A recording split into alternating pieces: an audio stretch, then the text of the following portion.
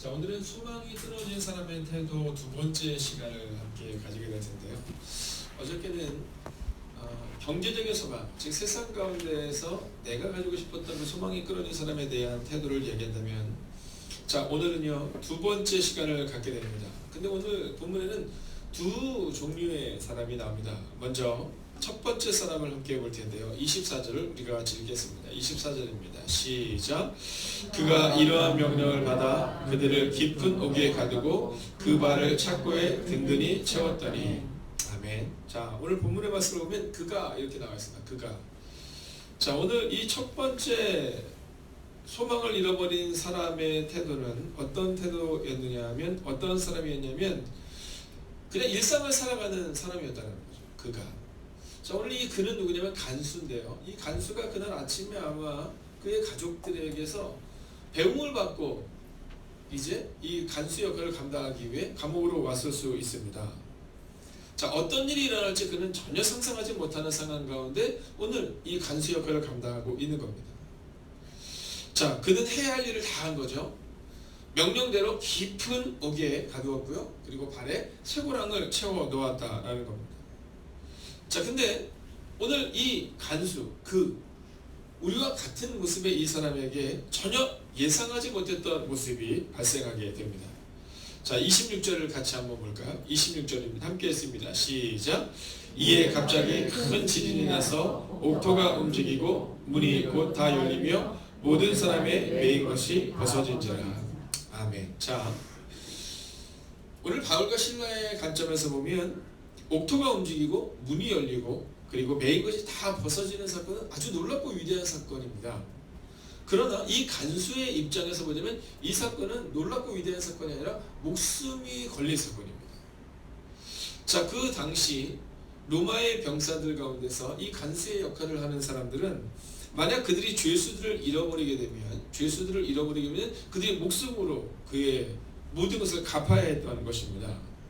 자, 그런데 그에게 있어서 옥토가 움직이고 문이 열리고 그리고 쇠고랑의 모든 것들이 벗어지는 상황, 오늘 이 상황을 볼 때 이 상황이 참 만족스러운 상황일 수 없다라는 거죠. 자, 근데 이 간수가 이때 어떤 행동을 하고 있었냐면 이 17절을 보면 이렇게 말하고 있습니다. 간수가 자다가 깨어 옥문들이 열린 것을 보고. 자, 이 간수가 좀 졸은 겁니다. 자, 이 성경을 보면 자다가 깨어라고 표현되어 있지만 이 자다가라는 것이 편하게 자는 것을 말하는 것이 아니라 우리로 치면 그냥 등을 비대고 이렇게 조는 정도의 잠을 이야기하고 있는 겁니다.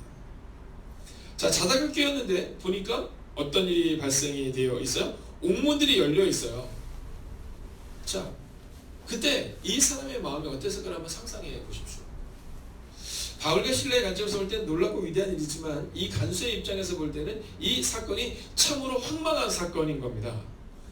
그런데 이 소망이 끊어진 사람의 태도, 즉 하나님이 없는 사람의 태도 가운데 아주 중요한 것이 하나 나와 있습니다. 그것은 뭐냐면 27절을 읽으면서 한번 찾아볼까요? 함께 읽습니다. 시작. 간수가 자다가 깨어 옥문들이 열린 것을 보고 죄수들이 도망한 줄 생각하고 칼을 빼어 자결하려 하거늘. 자, 찾으셨습니까?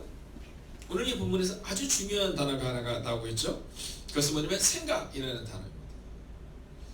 여러분, 저는 오늘 이 새벽의 시간 여러분에게 믿음으로 선포합니다. 여러분, 문제 앞에서 여러분의 생각으로 무언가를 결단하지 마시고 하나님의 뜻을 구하는 여러분이 되시기를 주의 이름으로 축원하겠습니다. 여러분, 그런데 이 모습이 어떤 모습이에요? 일반적인 모습인 겁니다. 일반적인 모습인 겁니다. 충분히 생각할 수 있는 겁니다. 졸다가 깨어서 내려가 보니까 옥문이 다 열려 있는 거예요. 그러니까 당연히 이제 그들이 다 도망갔구나 생각하고 칼을 빼어 자결하려 했다라는 겁니다. 여러분, 이 모습이 어리석어 보입니까? 여러분의 모습과 어떻습니까? 자, 우리의 모습 가운데도 사실은 이런 모습이 있습니다. 홍해 앞에서 이스라엘의 태도를 보면서 우리는 뭐라고 하냐면 얼마나 저렇게 어리석냐, 얼마나 저렇게 어리석냐. 하나님께서 10가지의 재앙을 통해 그들을 이끌어내셨는데 어떻게 저렇게 홍해 앞에서 저렇게 하나님 앞에 반응할 수 있느냐, 이렇게 얘기합니다. 여러분, 가나안 앞에서의 10명의 정탐꾼의 모습을 보면 어떻게 저런 리더들이 있을까, 이런 생각을 합니다. 그러나 잘 생각해 보십시오. 우리는 어떻습니까? 여러분, 우리도 이와 같은 모습이 있습니다. 종종 무너지고 종종 어려운 가운데 있을 때 우리가 생각하고 판단하는 경우가 있다라는 거죠. 여러분 문제가 발생됐을 때 그냥 생각하고 이건 끝났다 이렇게 생각하는 경우가 우리 가운데 있다는 겁니다. 오늘 우리의 마음 가운데 이 모습을 보면서 어쩜 이렇게 간수가 자기 뜻대로 생각했을까? 아니 우리도 그렇죠. 여러분 그래도 간수는 자기만 생각하고 말잖아요. 우리는 어떻습니까? 우리는 아마 이 정도 상황이 있으면 전화통을 붙들었을걸요. 전화통을 붙들고 옆 사람에게 전화하면서 원망하고 그리고 신세를 한탄하고 그게 우리의 일반적인 모습이지 아니냐라는 겁니다. 자, 그런데 오늘 성경은 이 사람의 이 소망이 끊어진 사람의 태도를 보여주면서 어저께 우리가 보았던 그 여종의 주인들의 모습처럼 이것은 하나님의 모습이 아니라는 겁니다. 그러면서 이와 완전히 대조적인 모습을 이제 우리 가운데 보여주며 하나님의 사람은 어떻게 살아야 하는지를 우리 가운데 보여주고 있습니다. 자, 25절의 말씀을 우리가 한번 읽어보겠습니다. 25절입니다. 함께 읽을까요? 시작. 한밤중에 바울과 실라가 기도하고 하나님을 찬송하며 죄수들이 듣더라. 자, 오늘 25절의 말씀을 보면서 우리가 첫 번째로 기억해야 되는 소망이 끊어졌음에도 불구하고 믿음을 가진 사람들의 태도는 깊은 문제 앞에서도 하나님만 바라보는 사람이라는 겁니다. 깊은 문제 앞에서도 하나님만 바라보는 사람. 자, 25절의 말씀 보면서 참 우리 마음 가운데 이렇게 탁 새겨지는 단어가 하나 있습니다. 그것은 뭐냐면 한밤중이라는 단어입니다. 한밤중이라는 단어. 여러분 깊은 어둠의 문제가 누구에게나 있다는 겁니다. 이 바울과 실라가 지금 누구 뜻대로 살아갑니까? 하나님의 뜻대로 살아갑니다. 우리가 기독교인들이 잊지 말아야 되는 것은 뭐냐면 문제가 발생하지 않게 해주세요라고 기도하는 것이 아니라 문제를 넘어서는 힘을 달라고 기도하는 것이 바로 옳은 성경의 태도라는 겁니다. 여러분 그 한밤중이 온 겁니다. 자, 이 바울과 실라 하나님의 뜻대로 살아가는 이 바울과 실라의 모습 가운데에도 한밤중이 온 겁니다. 자, 문제가 깊어진 거죠. 자, 그냥 밤이 아니라 한밤중이라는 표현을 쓰고 있습니다. 여러분 낮의 시간이 지나고 매를 맞고 깊은 어둠 가운데 들어가고 발에는 쇠고랑이 차이는 한밤중의 사건이 오늘 발생이 된 겁니다. 자, 그런데 그때 이 바울과 실라는 무엇을 바라봅니까? 하나님을 바라보는 겁니다. 자, 오늘 이 간수는 어땠습니까?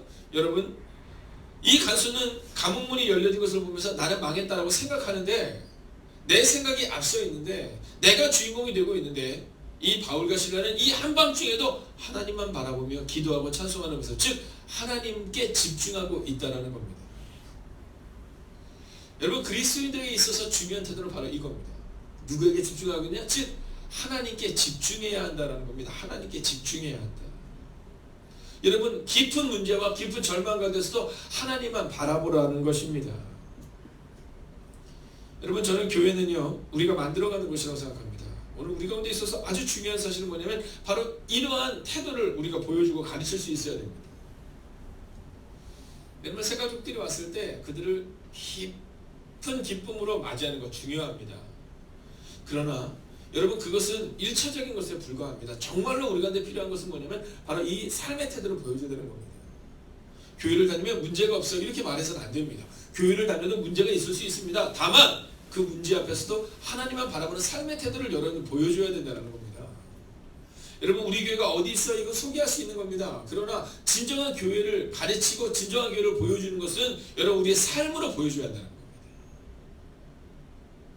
행복의 교회 어떤 교회입니까? 라고 생각할 때 사람들은 우리의 설명을 잘 기억하지 않습니다. 여러분 항상 생각해 보십시오.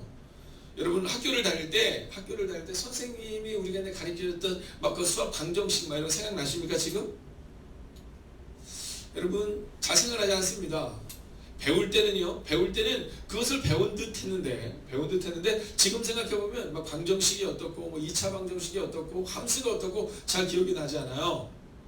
그것이 우리 가운데 새겨져야 됩니다. 우리가 직접 그 문제를 풀어봐야 되는 겁니다.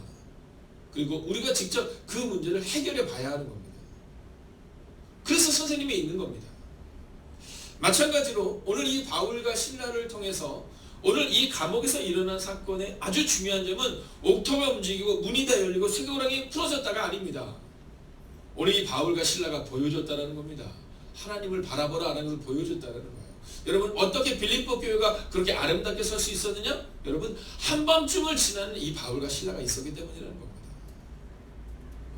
우리는 어떻게 생각하냐면 그래도 장로님인데 그래도 권사님인데 그래도 집사님인데 그렇게 열심히 기도하는 분인데 어떻게 그런 문제가 발생할 수 있냐 이렇게 얘기합니다. 아니요.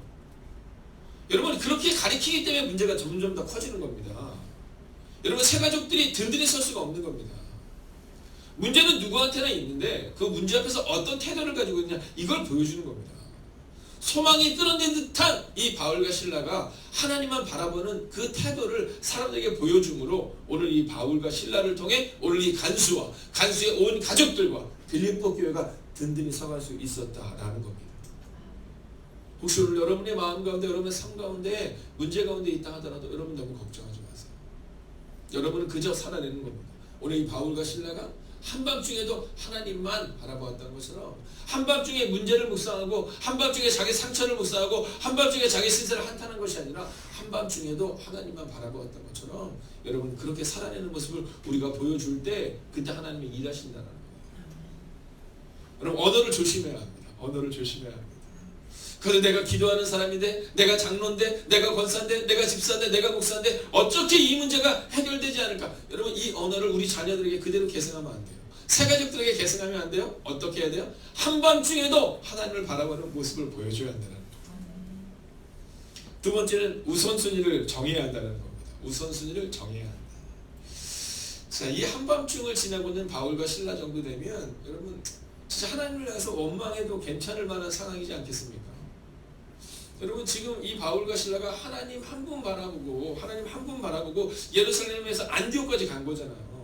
그리고 안디옥에서 다시 그가 가고 싶은 곳은 아시아였는데 하나님이 가라고 하셔서 오늘 이 유럽까지 온 거잖아요. 여러분 이 길이 평탄한 길이었습니까? 어려운 길이었을 거예요. 여러분 언젠가 여러분과 함께 그 길을 갈 수 있는 때가 있으면 참 좋겠다는 마음을 늘 갖고 있는데요.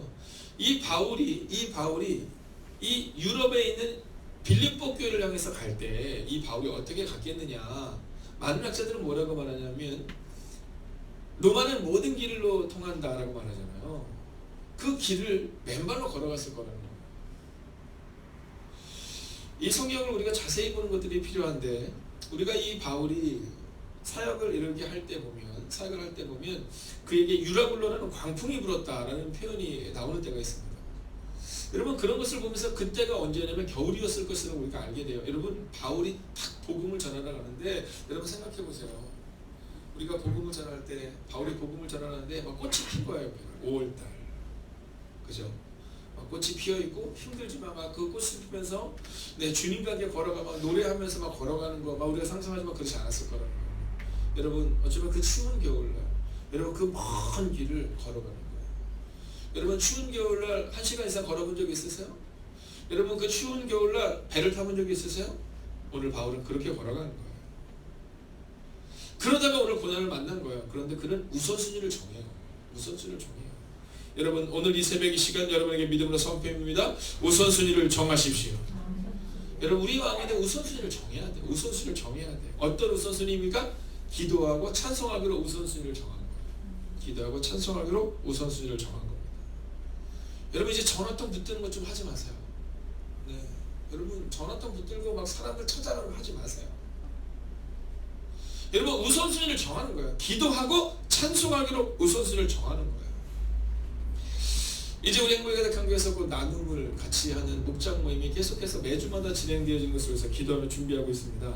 여러분 이 목장 모임 때 신세 한탄 안 하고 목장 모임 하라는 게 아닙니다.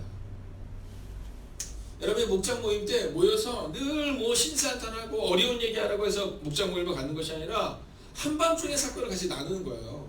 그럼에도 불구하고 그 한밤중의 사건 그 눈물의 사건, 절망의 사건을 사람들과 함께 찬송과 기도로 넘어서는 것, 그게 바로 목장 모임이 되어야 된다는 거예요. 여러분, 우리가 우선순위를 정해야 되는 것은 뭐냐면 문제 가운데 있을 때 기도와 찬송으로 나아가야 한다라는 마음을 정하는 거예요.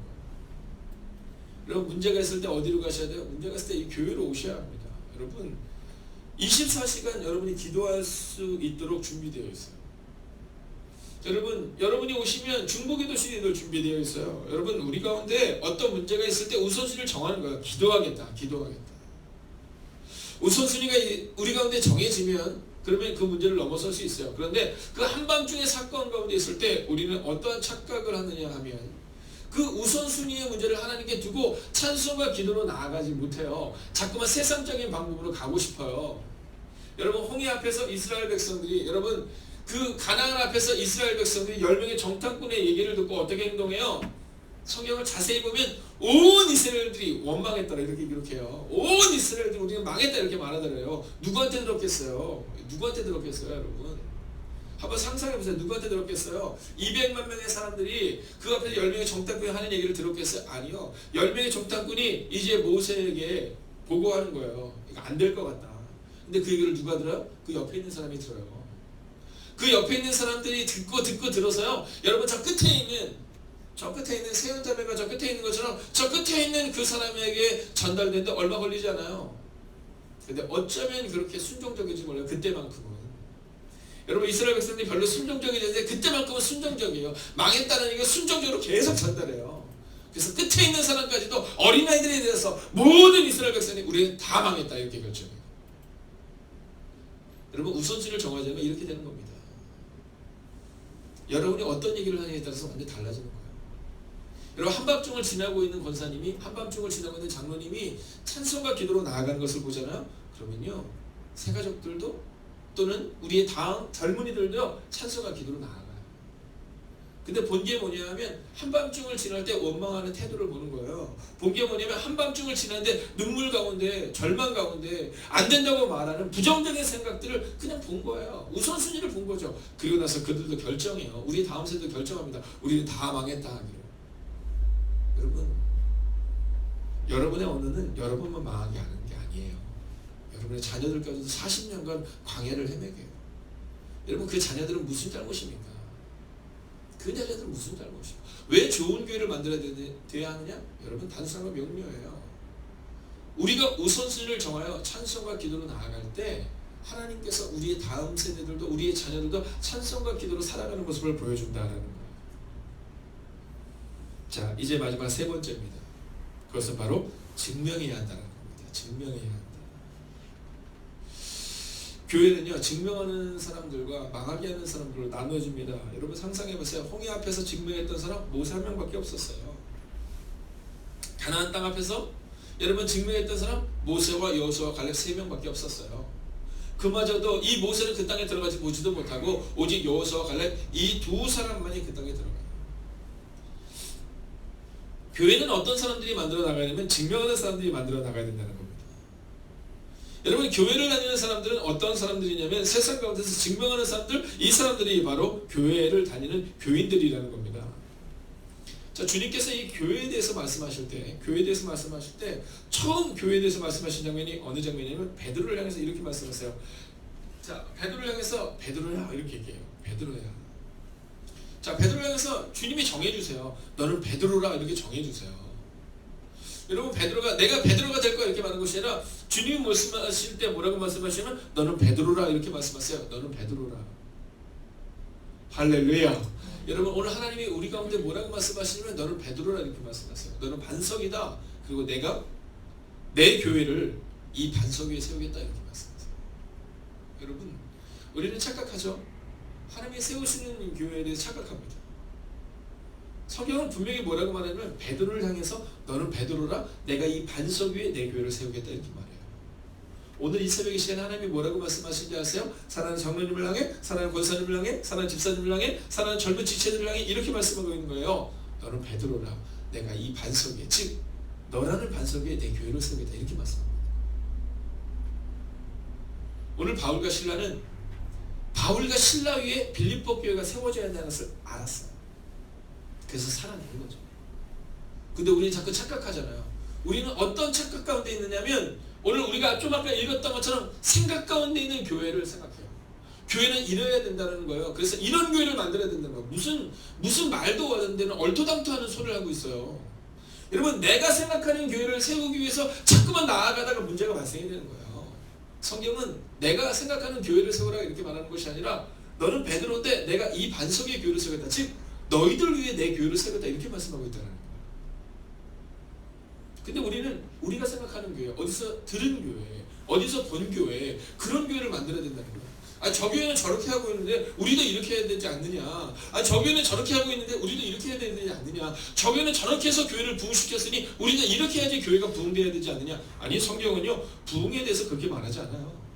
사람들이 많아지는 것, 숫자가 많아지는 것, 우리가 생각하는 교회를 세우는 것, 이것을 교회라고 말하잖아요. 너는 베드로라. 즉 너 위에 내 교회를 세워야 되는 말씀하세요. 오늘 그렇게 세워진 교회가 빌립보 교회인 거예요. 증명했어요. 한밤중을 지나지만 한밤중에 원망과 절망 가운데 가는 모습이 아니라 찬송하고 기도하는 그 바울과 실라를 통해 오늘 빌립보 교회가 세워지는 것이 우리 가운데 기록되고 있다는 거예요. 여러분 어떠세요? 오늘 여러분의 소리를 누군가 듣고 있다는 거예요. 여러분 우리는 아닌 것 같지만 우리 자녀들이 우리의 말을 그대로 듣고 있어요. 여러분 우리는 아닌 것 같지만 우리가 말하는 것을 우리의 집사님들이, 우리의 성도님들이 그대로 듣고 있어요. 여러분 죄수들이 듣더라. 이걸 기억하셔야 돼요. 제가 이번 주에 한 분을 뵀어요. 한 분을 뵀는데 오랜만에 그분을 뵀는데 참 너무너무 좋아주셨더라고요. 너무너무 좋아주셨더라고요. 좋아진 이유 단순한 명료해요. 그분 옆에 없어야 할 사람이 없기 때문이에요. 이번에 어떤 분을 만났어요. 너무너무 좋아하셨더라고요. 근데 그 옆에 계신 집사님이 그러신 거예요. 목사님 저분이 저렇게 좋아진 이유가 누구 때문인지 아시죠? 내가 누구 때문이야 이렇게 물었더니 누구누구 집사님 때문이에요. 누구 옆에 있는 집사님 어떻게 저렇게 사람이 달라질 수 있냐는 거예요. 여러분 기억하셔야 돼요. 어떤 사람은 사람이 없어서 좋아지는 사람이 있고 어떤 사람은 사람이 있어서 좋아지는 사람이 있어요. 우리 교회는 어떤 사람이 있는 교회가 되어야 되냐는 거예요. 그 권사님을 만나기만 하면 막 사람들이 막 비전으로 가득 차고 비전으로 세워져야 돼요.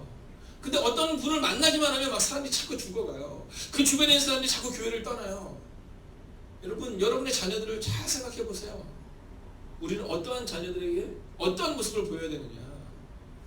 아마 이 말씀을 들을 때 가장 마음에 무거운 분은 아마 김기영 권사님일 거예요. 네, 지금도 생각할 거예요. 아 이제 우리 아들이 결혼하고 나면 며느리가 오는데 나는 그 며느리에게 어떤 말을 보여줘야 될까. 이제 또 그 아이가 또 아이를 낳고 이제 1대를 지나서 2대를 지나서 3대째 가는 믿음을 가진데 나는 그에게 어떤 믿음을 보여줘야 될까. 여러분 듣는 거예요.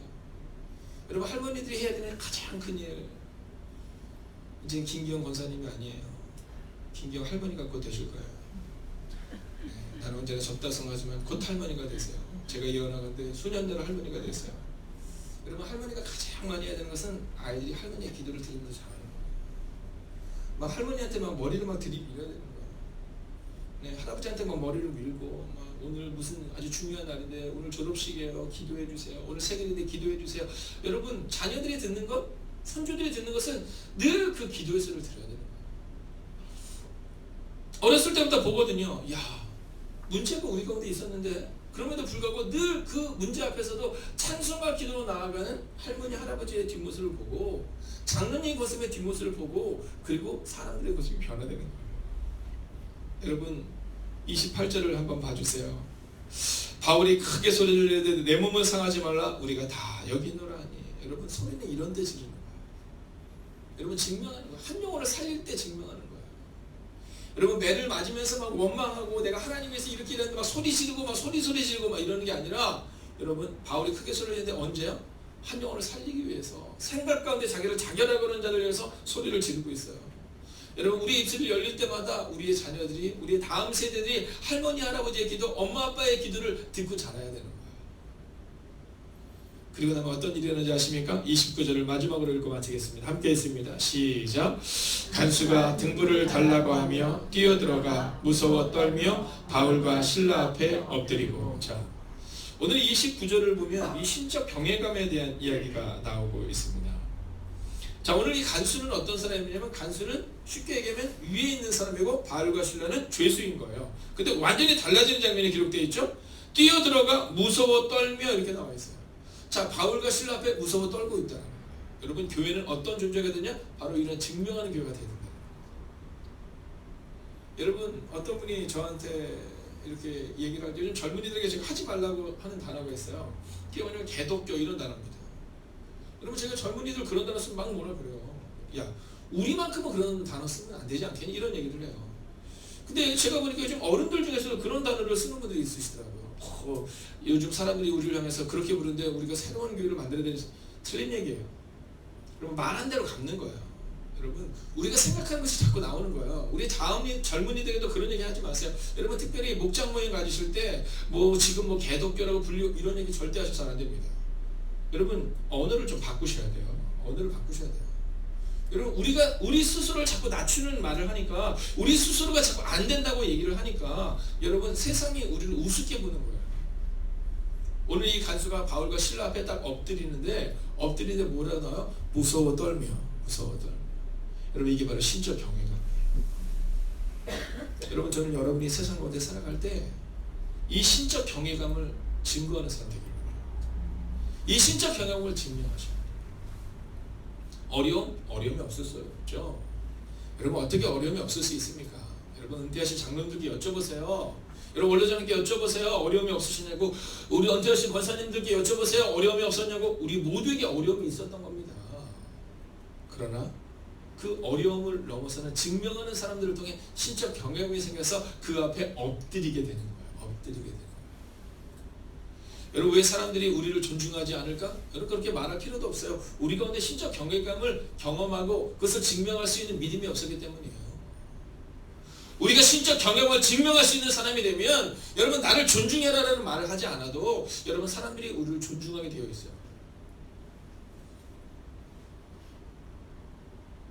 저는 나이가 목회자들 중에서는 좀 어린 편이죠. 나이가 어리고 그리고 저희 교회는 이제 개척한 지 6년에서 이제 7년을 해서 갈 뿐이죠. 여러분 그러나 은평 동지방에는 선배 목사님들이 우리 교회를 함부로 대하지 않습니다. 그 이유가 어디 있을까요? 단순하고 명료합니다. 여러분 나이 때문에 그런 게 아니에요. 교회 숫자가 많아서 그런 게 아니에요. 당당함인 거죠. 당당함.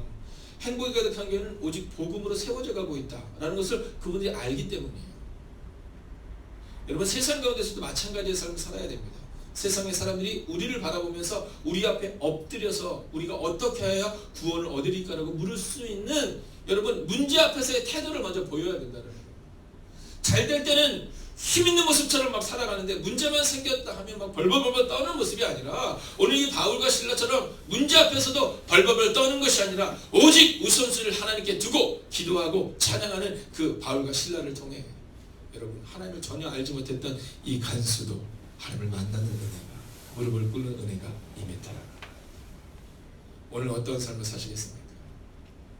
오늘 여러분의 삶 가운데 문제가 발생할 수 있습니다. 그러나 그 문제를 넘어서시는 우선순위를 하나님께 두시고 하나님과 함께 넘어서시는 그 삶의 태도를 보여주심으로 하나님의 살아계심을 사람들에게 증명하는 여러분과 제가 되기를 주의 이름으로 축원하겠습니다. 기도하겠습니다. 살아계신 아버지 하나님, 오늘 이 새벽의 시간 기도합니다. 우리의 삶을 증명할 수 있는 하나님의 사람들이 되게 하여 주셔서 하나님 그 마음 가운데 있는 생각으로 멸망하는 어리석은 백성들 되지 않게 하시고 이제는 하나님과 함께 하나님께 집중하여 찬송과 기도로 우선순위를 주님께 두고 문제를 넘어서는 하나님의 사람들이 되기를 성부와 성자와 성령의 이름으로 간절히 축원하옵나이다. 아멘. 살아계신 아버지